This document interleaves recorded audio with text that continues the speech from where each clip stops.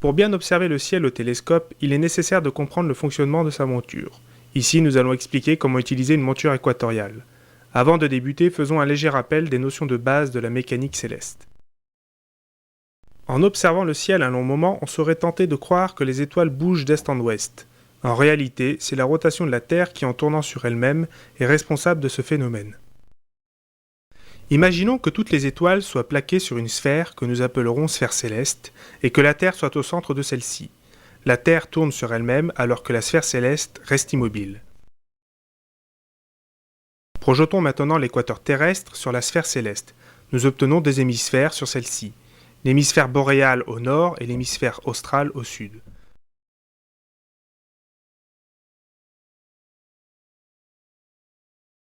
Le ciel observé ne sera pas identique qu'on soit dans l'hémisphère nord ou l'hémisphère sud. Prenons maintenant l'axe de rotation de la Terre et prolongeons-le sur la sphère céleste. Celui-ci traverse la sphère céleste en deux points. Le point de projection du pôle nord terrestre nous donne le pôle nord céleste et le point de projection du pôle sud terrestre nous donne le pôle sud céleste. Que se passe-t-il lorsque situé en Europe par exemple on regarde vers le nord? On constate que certaines étoiles ne disparaissent pas de notre champ de vision, quelle que soit l'heure d'observation. On les appelle étoiles circumpolaires. Elles semblent graviter autour d'un point fixe qui se situe à l'intersection de l'axe de rotation de la Terre et de la sphère céleste.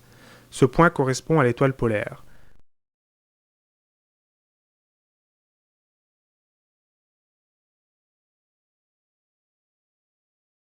La trajectoire d'une étoile observée lorsqu'on se tourne vers le sud décrit un arc de cercle débutant à l'est et s'achevant à l'ouest. Quand cette étoile arrive au plus haut point de sa trajectoire, on dit qu'elle se situe au méridien du lieu d'observation.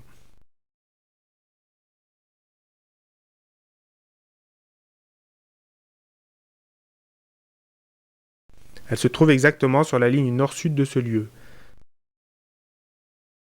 Cette ligne imaginaire est le méridien local du lieu où se trouve l'observateur, donc sa longitude géographique.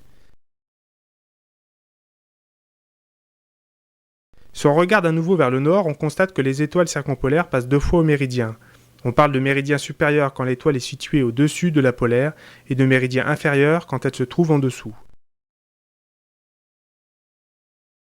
Pour connaître la latitude de son lieu d'observation, il suffit de mesurer l'angle compris entre le plan horizontal du lieu d'observation avec l'axe de rotation de la Terre que l'on obtient avec la polaire. Cet angle est le même que celui compris entre le plan équatorial et la perpendiculaire qui passe par le lieu d'observation et le centre de la Terre. Nous connaissons maintenant la longitude et la latitude du lieu d'observation. Pour donner ces coordonnées, nous appellerons méridien la longitude et parallèle la latitude.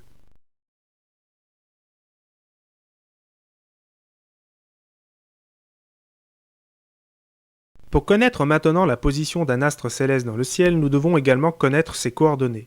Le système de repérage est quasiment identique à celui utilisé sur Terre. On appelle déclinaison les parallèles célestes et ascension droite les méridiens célestes. Pour situer un astre sur la sphère céleste, on le situe en donnant ces deux coordonnées.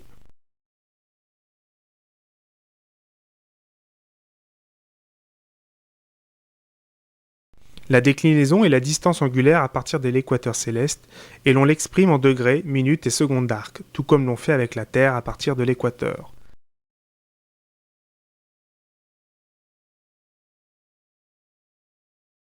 L'ascension droite est la coordonnée située sur le cercle horaire, exactement comme les méridiens terrestres.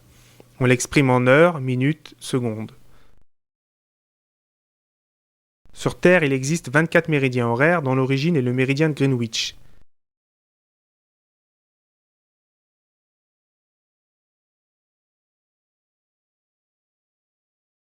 Sur la voûte céleste, le méridien d'origine ne se situe pas de la même manière du fait de son immobilité par rapport à la rotation de la Terre.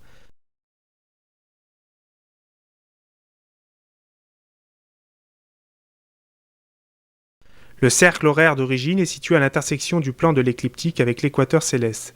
On appelle plan de l'écliptique le grand cercle de la sphère céleste décrit par le Soleil dans son mouvement apparent annuel. Il s'agit en fait du plan d'alignement entre la Terre et le Soleil. L'intersection de ces deux plans nous donne le point vernal sur lequel le méridien d'origine va passer.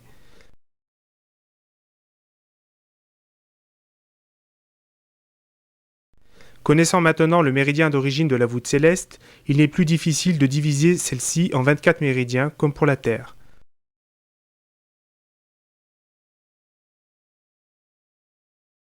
Nous pouvons maintenant connaître les coordonnées d'un astre céleste grâce à ce système de mesure.